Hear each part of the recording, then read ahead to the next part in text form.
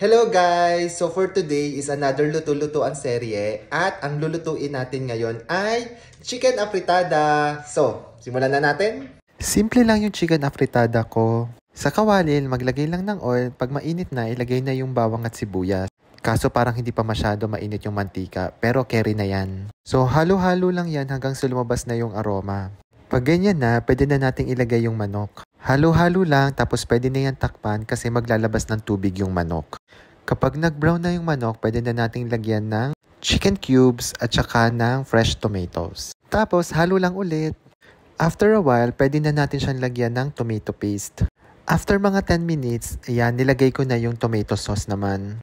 By the way, nilagyan ko pala yan ng paminta at saka ng patis kanina pero hindi ko na na-videohan. So ayan, halo lang ulit hanggang sa maluto yung tomato sauce.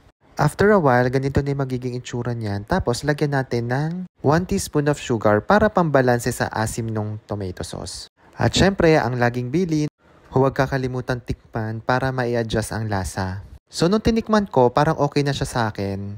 Kaya hindi ko na dinagdagan ng asin, ng patis, or ng sugar. So ayun, sunod ko nang nilagay yung carrots at saka patatas. Sabi nila mas masarap daw kung ipiprito muna yan. Pero para sa akin kasi, dagdag oil lang siya. Kaya hindi ko na pinirito.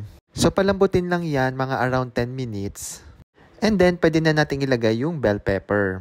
At syempre dahil mahilig ako sa maanghang, nilagyan ko din siya ng sili. Lutuin lang natin yan for 5 minutes. And then pwede na siyang ihain. So ito na yung magiging itsura niya guys. Yan ang perfect afritada sa akin, yung malapot-lapot. So luto na siya and samahan niyo akong kumain. Ayan guys, so tapos na ako magluto and tikiman na. So, tikman na natin. Medyo mainit pa siya.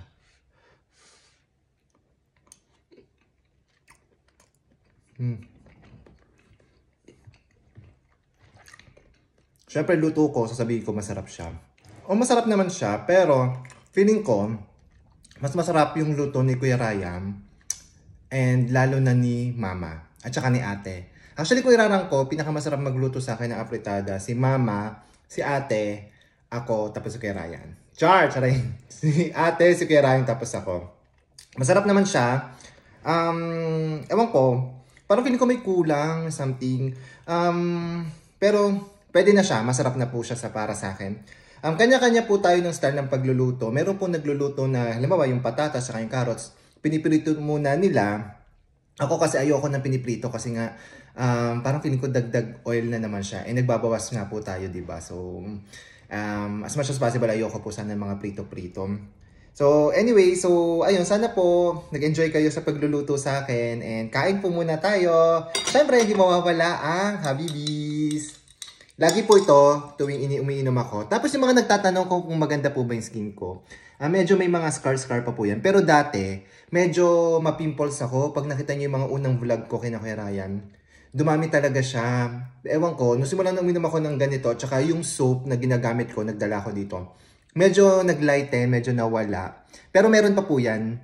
Pero wala po tong filter So thank you po sa pagsama sa akin. Until next vlog. Bye-bye!